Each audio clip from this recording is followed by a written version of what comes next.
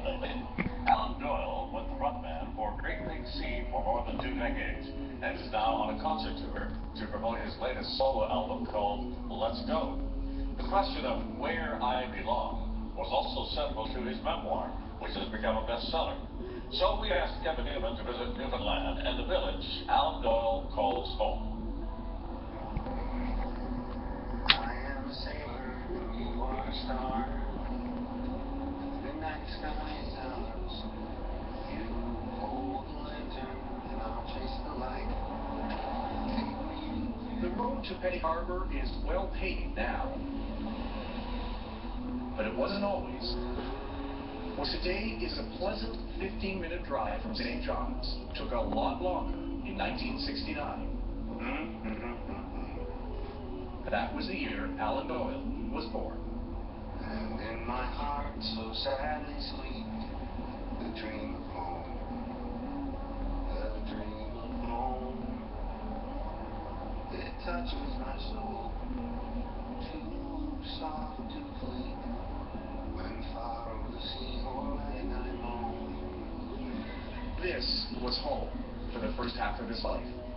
Petty Harbor. About 950 people still live here, surrounded by wind-wiped hills, open to the ocean, and the cod fishery that once sustained its people, but has never fully recovered since being fished out in the early 90s. It's beautiful, but how active was it when you were growing up here? Oh, when I was a kid, Petty Harbor was in the sort of the heyday of the inshore cod fishery, like in the late 70s and early 80s. This place was for 6 or 8 months a year was a 24-hour town. But fishing wasn't what the Doyles were known for when he was growing up. I was very lucky to be born in Petty Harbor at the time I was born, and very lucky to be born at Doyle in Petty Harbor, into a family where music was just around. By the time he was a teenager, Alan Doyle was infusing the rock and roll that he listened to late at night on radio with the Celtic foot-tapping music he had grown up around. His dad Tom and his uncles all played music, and that's his mom Jean off to the right there, jamming with the accordion.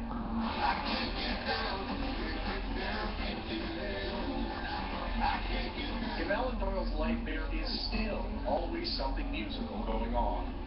He's earned multiple gold and platinum records with Great Big Sea.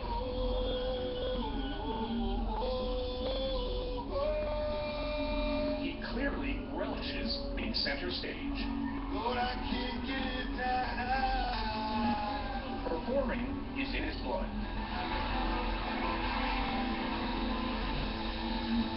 2 decades of making music has earned him a loyal fan base. When he tours in places like Spencerville, Ontario, people feel comfortable enough to ask for a picture. And he's one of those performers who always obliges. He might even like it a little. I said double bananas. But for all the backstage big star treatment he's earned, Doyle hasn't let it get to his head. That's the power of Petty Harbor in his life. That sense of belonging that keeps him humble.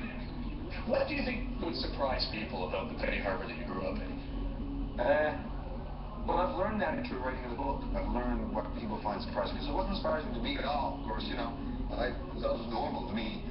I think people would probably, this day and age, find it surprising that 9-year-olds got up at 6:30 in the morning and went to work on a wharf with a bucket and as sharp a knife as you could possibly get for hours and hours and hours all summer long and loved every second of it.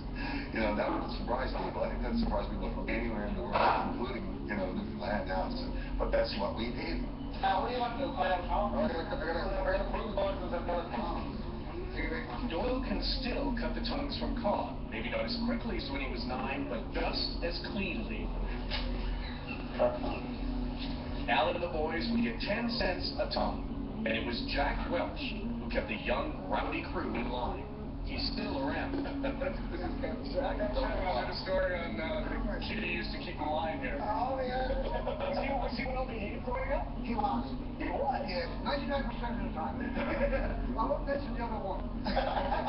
It's the men who head to sea that Doyle writes and sings about often, and always with reverence.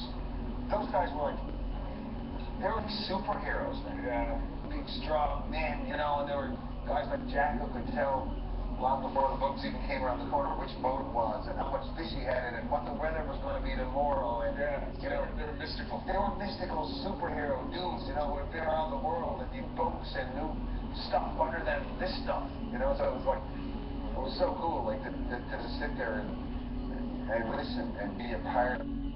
When I'm there with friends and when we're so glad and proud for whatever I'm doing, you know. But I still feel a little bit like, you know, You guys are being free riches. yeah, that I need to justify that somehow. I need to go. I feel like if you grow up in a place that is important to you, the way Petty Harbor is to me, it's impossible to not feel a tinge of guilt that you don't give yourself 100% back all the time. The changes that Doyle has seen in his lifetime are really part of the mass migration of Canadians away from small towns. When he was born, a third of us lived in isolated places like Petty Harbor. Today, barely a fifth of us do. Like Alan Doyle, we become a country of city folks. It was shortly after he moved to St. John's that Doyle met acoustic guitar playing Sean McCann, who was looking for a lead singer for a new band which became Great Big Sea. The most commercially successful Celtic rock band from Newfoundland. It was a 20-year partnership that by last year had become strained. Do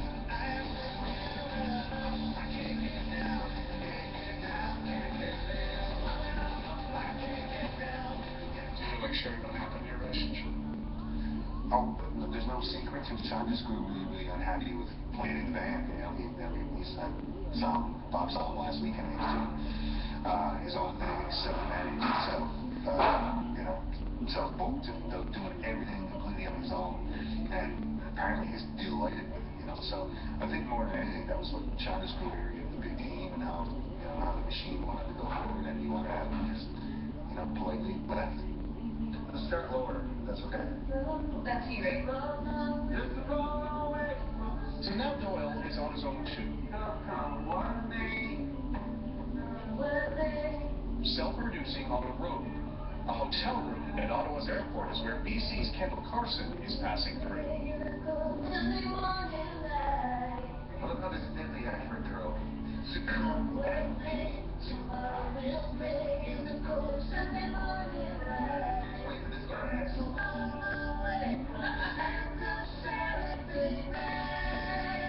goes from recording studio to like pickup truck. He's assembled a new band of musicians who play Doyle's new solo tunes,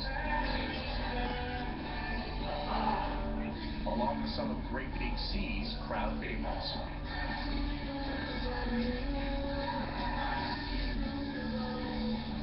What do you think, Russell? Anything else that we should go for that we don't have? I think we should go for a lap around the building first before you sing again.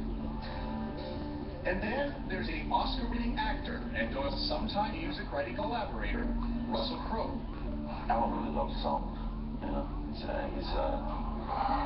In for the most part, he's an ethnomusicologist. If he actually starts talking to him about the history of this songwriting in Newfoundland and the attachments to Celtic music and everything, in the wealth of his knowledge is amazing. But it comes down to being touched by a song, you know, and sort of looking to do that when you write a song, looking to sort of put something in front of other people that will give them that same sort of feeling.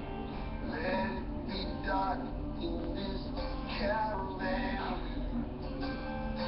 Rocket light, strike a metal in the sand.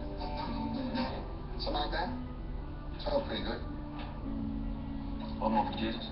You hear their collaboration at its best in one song in particular. It's called Where I Belong.